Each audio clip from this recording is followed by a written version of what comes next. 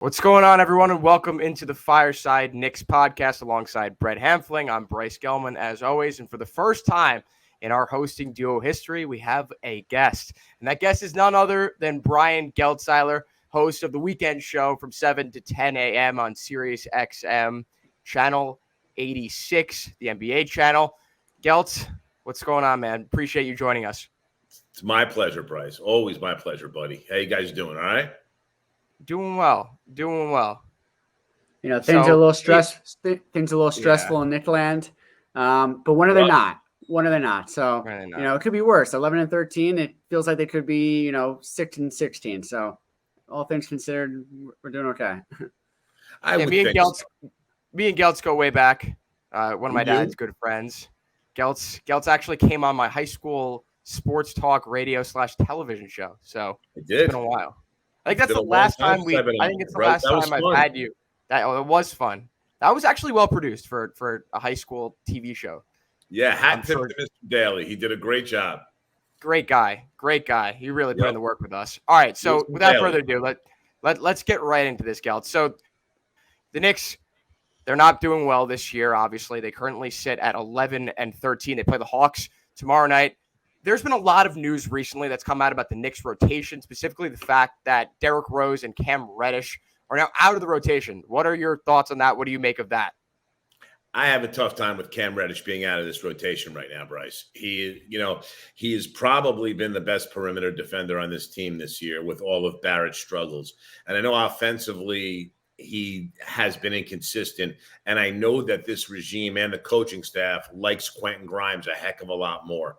But I do think you have to find a way to get an athlete like Reddish on the floor a heck of a lot more than just dropping him out of the rotation. Listen, he got hurt for a little while, and it's taken him some time to bounce back. But he's not going to do that on the bench. And again, I'm a Grimes fan. I like him. I think he's a good player.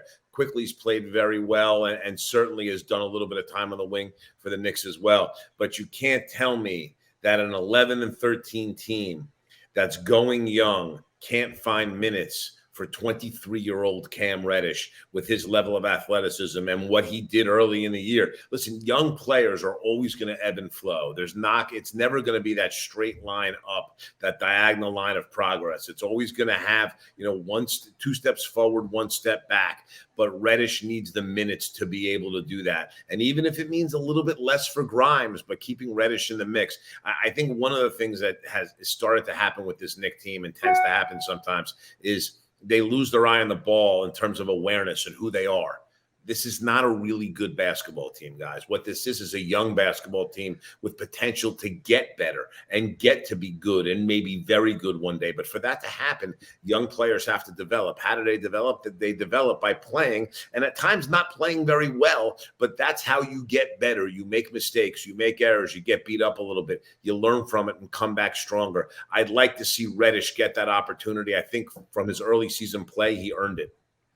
Yeah, and it's a little bit conflicting, confusing, because on one hand you have Derrick Rose seemingly out of the rotation, and on that hand it kind of does look like we're doing this youth movement and giving some of the younger guys the minutes. But then you have the Cam Reddish out of the lineup, and I am, and Bryce knows how I feel about Barrett this season, especially, and Randall. If you just take 6 minutes from RJ, maybe 5-6 minutes from Randall, you have 11 minutes for Reddish. And I know it's not that simple, and, some fans will want him to play more, but just cutting him out of the rotation seems, as everything you just mentioned, seems like the wrong decision. Yeah, listen, Brett, I would say this. If you're going to borrow minutes from somebody, I have no problem with borrowing minutes from Barrett. He's been a lot more bad than good this year, although he's played a little bit better recently. If you're going to make minutes something that you earn, you can't make Barrett's big minutes something that you default to because he's RJ Barrett. You just signed him to a big contract extension. And I think because he was number 3 overall pick, some of that has happened here. I don't know that you can borrow any Randall minutes for Cam Reddish for 2 reasons. Number one, keep this in mind about Julius Randle. With the way he's played this year with his contract, it is possible you can get off this money come trade deadline. Randall's played very well. And that's, when you talk about a youth movement, Julius Randle at 28 Listen, 28 is not old in the NBA, but if you can get young assets and get some more picks and put yourself in a position for the next star player that comes available, and I'm sure we'll talk about that later here, you want to do that, but that's not going to happen with stealing minutes from Randall. The other problem that they have is the fact that you'd like to see Obi Toppin play a little more. Now, I will say this. I do think Knicks fans are a little over the top about this whole, I can't believe how little Toppin plays. You have to realize something about Obi Toppin that's very important, that he lacks in a big way. The dude for 6'10" is not a good defensive rebounder. And that, when you play for Tom Thibodeau, that's a jailable offense. You got a defensive rebound. Toppin loves leaking out, getting out on a wing to go for dunks, but sometimes he does it before the ball's ever rebounded, and that's a negative with him. Nonetheless, if he's going to develop, he's got to play more. So you got to borrow some of Randall's minutes to get him in the lineup. So to me, listen, I like Quentin Grimes a lot, but you're going to have to really explain hard to me what he's done to earn that many more minutes over Cam Reddish. So I feel like you're in the right lines, Brett, and saying you got to borrow minutes from somebody to create them for Reddish. To me, it's some from Barrett, some from Grimes. Nothing wrong with a competitive atmosphere with these wings among each other to see who can play the best to earn minutes, not to kind of default anybody to any minutes to anybody. And I think that's kind of happened here with Barrett. Well, Geltz, you kind of led me into this other topic that I wanted to address perfectly. And the fact that Julius Randle, with all the minutes that he plays, again, as a 28-year-old on a youth-driven team, they should probably look to trade him. What is the trade value currently for a guy like Julius Randle in the league? Well, part of the problem, Bryce, is that's a really hard question to answer, because where are we right now in the season? We're early December. So it's been 6 weeks of him showing that he can play again, because last season he was a mess. Last season, he didn't play well. He wasn't in great shape. He had a horrible attitude. Now, again, he was angry over a couple things last season, largely because his good friend Reggie Bullock wasn't brought back, and they prioritized Alec Burks over Reggie Bullock, which was a poor management decision last year on multiple levels. And should Randall have comported himself like a lot more of a grown-up under that set of circumstances? There's no doubt that he should have. Listen, Kenny Payne left halfway through the year to go to Louisville. That was another one of Randall's guys. I get, and Alfred Payton was another one of Randall's guys that wasn't brought back. So Randall felt a little forsaken. I get that. You got to be more of a pro than to handle yourself how he handled himself last year. He was a mess. This year, likes Jalen Brunson a lot. He's in much better shape. He's played great. But we're not looking at Randall being traded December 15th. We're looking to see if he can sustain this for another 2 months coming into the trade deadline. Then he becomes viable. And listen, you don't even need him to be a trade asset, Bryce. You need him to not be a trade liability. Think about where I'm going with that, where that contract is something someone will take off your books. Guys, it's this year and 3 more, and it escalates from like $28 million up to $32. Now, again, cap's going up, so it's not horrible. But if you want to talk about a youth movement, be able to extend some of your guys, and then be able to use picks to go out and get yourself a potential star to put all these young guys around, you're going to need that Randall contract kind of off your books. So the fact that they would be able to give up Randall and not necessarily and get a shorter contract, something that expires sooner, and not necessarily have to attach anything, that in and of itself, with the way Randall has played this year, to me is a plus. So, Brian, you mentioned a youth movement a couple of times, and for good reason. Is there sort of another conflict of interest when you have Tom Thibodeau, who, might be on a short leash at some point? Maybe not as short as Knicks Twitter thinks it is.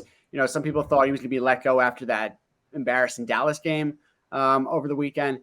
Is this sort of a classic conflict of interest where Thibs has to win games to save his ass, and maybe the front office or maybe ownership would like to play younger guys? And I guess, what do you think about Thibs? Do you think he has room to finish the season? I think he'll finish this year. So first of all, let me go on record. I love Tom.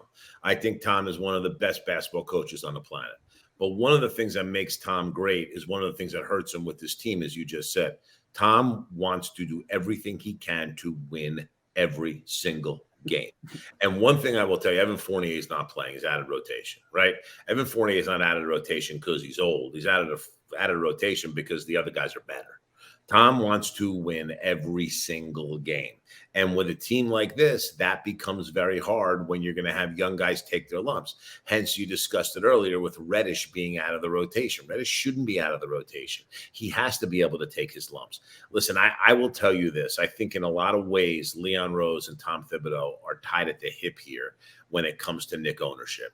So I don't think you're going to see Rose punted midseason. And if Rose isn't going to be punted midseason, Tom's probably not going to be punted midseason. I think they'll give Tom this season to see A, how many games he wins, and B, how much, more importantly, how many guys get better under his watch. Player development's an important thing for Tom here. And the thing with Tom is he's all about winning games. So that's going to be an interesting thing. Keep one thing in mind also. Yes, Jim Dolan's got a lot of money.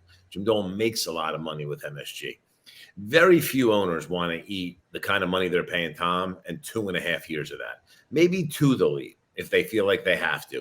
But Tom signed a 5-year contract when he first came on board. This is his 3rd year of a 5-year deal. I just think they're going to give him this year. I think if this year goes really bad, and more importantly, if Leon Rose isn't able to make that kind of impactful trade at the trade deadline, and that to me is what's more worrisome than even Tom doing something regarding his job and trying to win games and not going with the youth movement, is that Leon panics a little bit come trade deadline time and turns around and makes the kind of deal that he's looking to do to save his job instead of kind of staying the course long term. Now, to be fair, Leon hasn't given us reason to believe that he will do that. But I think if you're going to talk about Tom being a little bit on the hot seat, I think it's disingenuous to not talk about Leon Rose on that same hot seat with Tom. 2 of them are tied at the hip. That was Leon's guy coming in. That's a guy Leon is stuck with. And let's face it, neither of the track records have been perfect, but Leon has this past offseason was fine. The offseason before that, he had a very, very poor offseason. Signings like Fournier and Walker and bringing back Burks instead of Bullock, those types of things really, really set this organization back. Even like Nerlens Noel, who you had to attach picks to be able to get rid of him and Burks. It was not an auspicious offseason 2 summers ago for Leon Rose, and that's still haunting this franchise right now. So going off both of those things, how favorably are both Leon Rose and Tom Thibodeau looked at by ownership and Dolan? Well, so here's your problem with that, Bryce, okay? And I go back to the 90s era of the Yankees, which you guys are probably a little young for. But George Steinbrenner, in every interview, he was the owner of the Yankees back then, always used an expression, when I talk to my baseball people. In other words, he had his general manager, and then he had his own little crack committee of people that he went ahead and talked to decide if his general manager was right or wrong. Jim Dolan has his basketball people. So the problem that you have here with Leon Rose is every move he makes that isn't the best move is magnified in the owner's ears by the people that are in his ears. And there's plenty. James Dolan has plenty of people in his ears. So it's, Rose is obviously on shakier ground than I think he was this time last year. But nonetheless, if he has collected a ton of draft picks, the Knicks are in a very good position to go get a star. The whole thing right now that I think is hurting Leon Rose more than anything else is that Donovan Mitchell is playing like a bona fide all-star, potential all-NBA guy in Cleveland. And R.J. Barrett, for lack of a better term, is pooping the bed right now. And he let R.J. Barrett cost him Donovan Mitchell because he thought he could have both. And that right now is hurting Rose more than anything else. And if you want to point, we can point to wins and losses. We can point to Tom's job performance. If you want to point to one player's development and one player ascending into a big role for this team and looking closer to a star than he ever has, the guy that I think Leon Rose is tied at the hip with is R.J. Barrett. Because keep one other thing in mind, because I know ownership's got an eye on this too. You're watching what's happening in Cleveland. It's not just Donovan Mitchell. Darius Garland is an all-star guard. Mm-hmm. By the way, R.J. Barrett was taking a pick ahead of him. Yeah, and they were both given the max rookie extensions. So when you look back at the last 10, 15 years as a Knick, we've been waiting for that one. It probably started with LeBron. People thought it was LeBron and Durant and whoever it was coming up, and they would re-sign year after year. And then Donovan Mitchell was the one that was actually attainable, and we were the front runners, and there weren't that many teams looking for him, and it fell apart. Now, the Knicks are going to Knicks, and they're going to look for the next one, and Knicks fans are going to talk about the next one. And me and Bryce, I think it was last week or 2 weeks ago, we were trying to figure out who was out there. Actually, I went on another podcast. I was talking about that. And I don't see anyone out there, really. People are throwing Zach LaVine's name out there. is there someone that we aren't thinking about? Someone, becomes disgruntled. Someone falls out of favor. Maybe they're not looked at as a superstar right now, but they're a really talented player, and they could become that caliber player. What are we missing, Brian? Give us something. Karl Anthony Towns. Really? CA. That's where did that one come from? Because first of all, think about where he grew up, Bryce, right? Grew up right here in Jersey, right? Okay. Now, granted, him and Tom didn't do great the first time they were together in Minnesota, but there's no guarantee Tom's going to be here. Towns is a brilliant offensive player, and that experiment in Minnesota is miserable. That's failing right now. There's no way you're going to be able to defend people with those two bigs on the court together. Your spacing isn't good. Towns plays out on the perimeter, and the guy can dominate in the paint. Although he can certainly in a pick and pop situation, he can knock down an open three. There's no doubt about that. But you want him playing foul line in, and he's not with Rudy Gobert there. The whole thing is a failure there, and it's possible Towns asks out. Now, Towns won't ask out this year because he's got an extension attached to him, so he's poison pilled, so he can't be traded this year, can't be aggregated in a deal with other players, which makes him, very, very difficult to trade him. Yeah. So, but Towns to me is a guy to keep an eye on, because the other thing is this: okay, if Minnesota decides the two bigs don't work, wouldn't a Randall Gobert front line be very interesting to be able to compete now? And then think about the specter of being able to restock some of the picks that you traded away. That you stole my question. You stole my question. Well, are they trying to recuperate those picks? Because it was. Well, I mean, it could be looked at in a few years as one of the worst trades in NBA history. Yeah, so, it very well could be, Bryce. It was that bad a trade. And again, the problem for the Knicks here is this. So they gave up all these unprotected picks. The Knicks are leading with these three heavily protected picks that they picked up last year in the draft. And one of the things that broke the Mitchell talks down was the Barrett stuff. B was the fact that Leon didn't want to give more than two unprotected picks, and Danny Ainge was insisting on three, plus other picks, plus swaps. Okay, Leon didn't want to go there with all those picks. You didn't go there for Mitchell. Would you go there for Towns? I don't know. Now, listen, you mentioned Zach LaVine's name. The Bulls are not good. And for the Bulls, if they're going to do the smart thing, you need to implode this thing. Now, LaVine's knee is a significant risk.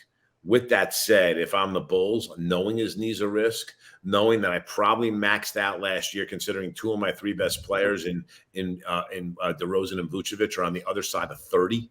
Vucevic in the last year of a contract, like you're not going to. First of all, DeRozan's value is never going to be higher. You can make the case LaVine's value is never going to be higher, and Vuce doesn't have a ton of value. But if you can get something for him, you package him and send him out.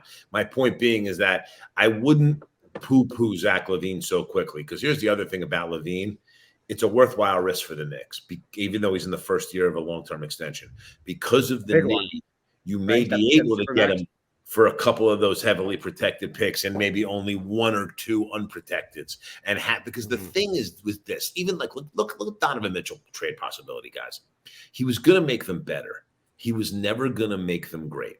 They weren't going to be better than Boston. They weren't going to be better than Milwaukee, not Philly, not Miami. At this stage, not really Cleveland. Okay, probably not Brooklyn. You weren't going to be better than any of those six teams, even with Donovan Mitchell on your team, which meant that, and Rose knew this, he had to leave himself with the potential for another big move, having a group of picks and assets. Mitchell wasn't the guy to do that. LaVine, in this situation in Chicago, with the contract he just signed, with the bad knee, he may be the guy you can do that for. So I think that's an interesting player for the Knicks here come trade deadline, because I think what you're going to see with the Knicks, this season for the Knicks has like 36 and 46 written all over it. Like that's just the way I feel all of this plays out. 37 and 45, like that's kind of team this is. It's not that the conference is brutally difficult, and the reality is they're not that good. So if you get the opportunity to go ahead and get Zach LaVine, a 27, 28-year-old star, and that's who you want to build this thing around. And oh, by the way, find a way to keep Randall in that deal, because with guys like Fournier and Rose, you have enough loose cap to be able to send out with young players and picks. Then you have something that's at least a little bit interesting going into next year. Here's the thing, because this front office hasn't been able to exactly capitalize on all the talent that has come out through the draft. Wouldn't it be the smartest thing to do to blow it up and try to to draft some of those top guys. Especially in this draft. They're not bad enough to get one of those top 2 picks, but there are some guys in this draft that could be potential superstars past the top 2. So the problem is this. I don't know that you could ever trade away enough if you're this team to be bad enough. Could you trade away Randall? Sure. I mean, the guy you're going to have to trade away is the guy they're not trading away, is Jalen Brunson. Yeah. Jalen Brunson, he's the best player on the team. He'll make you bad if you trade him away. But I don't think that they're in a hurry to trade away Jalen Brunson. And it's wonderful to get in the Victor Wembanyama sweepstakes. But I think the Knicks look at it this way. They're too young to tank right now. Like, they kind of have done their tanking. The one vet that may have some value out there, or certainly a contract someone will take, is Randall. But every other core piece are young guys. You just signed Mitchell Robinson to a second contract. You just signed RJ Barrett to a second contract. Reddish, you may end up signing in the offseason. Grimes is still on a rookie deal. Quickly is still on a rookie deal. Toppin is still on a rookie deal. You're loaded with young guys. Even Sims, for the short amount he's played, has played well. He's afforded himself well out there. You have a lot of young guys. There's just kind of no need to go in the tank. Have they drafted great? No. Have they drafted bad? No. They've come out with, listen, Grimes is a good draft pick. Grimes is a good player. Great draft. Yeah. It's so they've done some decent things. Mitchell Robinson was a second-round draft pick. They ended up bringing back on a second contract. That matters. They've done some decent things in the draft. You're right about them being an NBA purgatory, Bryce. They're in the middle. Middle's the worst place to be, because either you go to the bottom or you got to find a path to the top. But the Knicks have just come off the bottom. So I think they do, keep in mind, RJ Barrett was number 3 overall pick. They're just coming off the bottom. To me, with this young group, they got to look to at least spend a couple of years trying to find a path to the top if they can. If you get some star players, you can always go the other way. For me right now, I just don't think they're a team that gets involved for Wembanyama. I think a team like the Bulls is much easier for them to break it down because who their best players are than it would be for a team like the Knicks. Yeah. Brian, so you touched on RJ. We haven't touched on him much today. It's the most frustrating part of the season so far for me. I think he looks slow. I think, his dribble's not tight enough. Pretty much he gets no space on his drives. He's looking for contact. Is this a slump? Are you seeing what I'm seeing? Can he, I'm pretty much over expecting him to be a star. I still think he could be a good player if he improves. Are you as down on him as I am? I'm pretty down on him. And I've always used the word star and RJ Barrett in the same sentence because I believe that he could be that. Star J Barrett. Yeah, what's bothering me the most about him right now is this looks mental, because he's a tremendous athlete. And and he was in some runs with some high-level NBA players over the summer. I mean, I know of a run in the city that he was in. He went toe-to-toe with Jason Tatum. And like he has that athletic ability to be able to do that. But it all right now looks so robotic. He's thinking out there. He's playing like he's carrying the weight of the world on his shoulders. That's one part. The second part that bothers the heck out of me about him is that he has a pretty good right hand. Be nice if he used it once in a while, right? Everything is left. It makes you easy to guard in this league. You start using your right hand. I've seen him finish around the cup with his right hand. He's really good at finishing with his right hand. Why doesn't he use it? Listen, the shooting is going to come and go, but I think the shooting is more of the mental thing of him feeling the weight of the world on his shoulders. Listen, they let an all-star go in Donovan Mitchell and signed him to big money, and it just seems to be something that is weighing him down. Listen, I think he can be a top-level defender in this league. I think that part of his game has even slipped a little bit here. Early in the year, Tom was using Reddish against the top perimeter guy on the other team and not RJ. So, I mean, it's every part of his game has slipped, and so much of this, I think, is mental. Can he recapture it? I think he certainly can, but it's tough during the season. It's going to take some work on his shot, and it's going to take some soul searching on his part. I just don't know if that's there. I've never doubted him from day one till he came in the league to what I've seen this year in these first 24 games. And now I'm legitimately concerned that the ceiling I thought that he had the ability to hit, that he's not going to hit. And it's got nothing to do with his body and not as much to do with his game. It's got everything to do with what's going on between his ears. I think that there's a little bit of panic going on here. I think there's a little bit of fear. And I think RJ's putting a lot of pressure on himself. He's not relaxing and playing ball. And it's tense. It's robotic. It's not how it should be with him. And I think the concerns are legit. Do you think that that's more of a result of the contract that he signed? The fact that He's making all this money now, and he expects himself to be at the top of the game.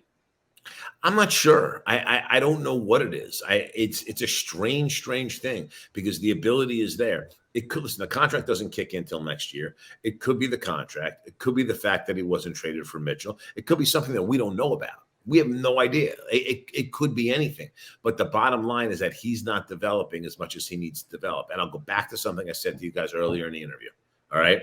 There is no player on this roster whose development is tied as much to the fate of Leon Rose and even Tom Thibodeau as RJ Barrett's is. RJ Barrett's got to get better for those guys to stay in this job long term, like a lot better, because so much between Leon drafted him number 3 ahead of Darius Garland, between Tom being the only one that's coached him in his time in the league, to the fact that now Leon decided to sign him to an extension and pass on Donovan Mitchell to do so. Those guys are tied to RJ Barrett's development. And that's part of why a lot of what you guys see on Knicks Twitter about people screaming about Tom getting fired and talking about the job that Leon has done. RJ Barrett is a direct result. His poor play this year and more of that fearful play just doesn't look like a guy that wants the ball in his hands in big spots. He hasn't developed a feel for the game. And that's what it is. He doesn't kind of know what to do in big spots. He doesn't, RJ's one, and you see kids like this. I coach AAU. You see kids like this when you coach AAU. They put the ball on the floor and they decide no matter who's in front of them or what the deal is, they're going to the basket. RJ does the same thing. Doesn't look for kickouts necessarily. There's no read and react awareness with him. And that's something at this stage of his career I expected him to develop. It's gotten worse. There's really not many players in the league that you kind of use the word ball hog. Use that word at AAU. Like you said, use that word in middle school. He puts his head down and he throws his right shoulder into and he takes a tough layup. And, I'm rooting for him because, like you said, Leon and Thibs are tied to him. Us as fans were tied to him. He's our guy, whether it works out or not. Before we let you go, I wanted to move on a little bit from the Knicks and just ask you, general NBA, give me a team that maybe is not one of the usual favorites or one of the top contenders that you really like this year that maybe can make some noise. Maybe could, make it to the championship. Well, all right. So championship-wise, it's a great year championship-wise just because you actually probably have about 10 teams that can win a title. So if you take a look at it, you have at least 5 in the East. If you want to tell me you believe in Brooklyn and you have Brooklyn there as well, then you can stretch it to 6. In the West, I think we're being fair. You can't dismiss the Clippers. Certainly the Phoenix Suns are prominent. I picked Denver to go to the finals at the beginning of the season. I'm not backing off that one. I think with Porter healthy, they can be better than anybody. You look at Dallas, who struggled a little bit here, and of course the Warriors. So I just threw 11 teams out to you that can absolutely win a title. As far as, and then there's the Grizzlies. I forgot them, who look as good as anybody right now. So it's really wide open in terms of the title picture. You tell me a team that I think has surprised me a little bit with the way they've played, and I actually see some upside for, believe it or not, as tough as the East is. I like the Washington Wizards a whole bunch. Porzingis has been fantastic at center. He's had a great year. Beal just got hurt with a hamstring injury, but Beal was starting around at the form, and then Kuzma was out for a little while, but Kuzma's played great. And if they can start to get something from some of those young guys, the Hachimuras, the Corey Kisperts, even a guy like Monty Morris, around those 3 guys healthy, that's a pain in the butt team to play in the playoffs. It really is. So when I look at the East, that's a team that I kind of think they could hang around in this thing and give somebody a really, really hard time come playoff time. Listen, the Western Conference is a little bit different in this respect. Obviously, I think the Pelicans are come as advertised this year and are as good as we thought they were. But I will also tell you this. I think the Kings are going to hang around in this thing also. Mike Brown's done a great job coaching them up. I hated the Halliburton-Sabonis trade, but the only way you justify it is if Fox has played as well as he's played this year. I don't think they've seen the best yet out of Keegan Murray. I think he can be a heck of a lot better. Sabonis has played really well for them. The guy, to me, the guy that's been the diamond in the rough for them, they stole Kevin Huerter from Atlanta. Stole him. Okay, that was odd. Nothing, right? It was like Justin Holiday in the first round. Maybe it wasn't Justin Holiday. I forget who it was. It was a weird, I think it was Justin Holiday. It was a weird trade, but like it was pretty much a salary dump. They had extended Herter last summer in Atlanta, and they dumped the salary. He's been terrific for Sacramento. He plays both ends. He'll take big shots. He's good off the bounce, good catch and shoot guy. So he killed the Knicks. He killed the Knicks in the playoffs, and you always thought if this guy gets more minutes, he could be solid. He's a good player, Herter. So I look at Sacramento, and as much as I wasn't buying hard on them at the beginning of the season, I watched the way they've played this year. And again, I don't know that they get anywhere in the playoffs, but we talk about somebody that gives a good team a run in the first round. Sacramento's a team that can do that. All right, Geltz. Well, we've run 30 minutes with you. I mean, you're the best when it comes to this whatever kind of stuff. We really appreciate it. I got for you, buddy. You know that. I appreciate it. Obviously, you're one of the best in this industry. You know way more than I could ever imagine. As always, you guys can catch Geltz on Sirius XM NBA Radio from 7 to 10 on Saturdays and Sundays. Geltz, really appreciate it. And for this episode of Fireside Knicks, I'm Bryce. He's Brett. See you next time.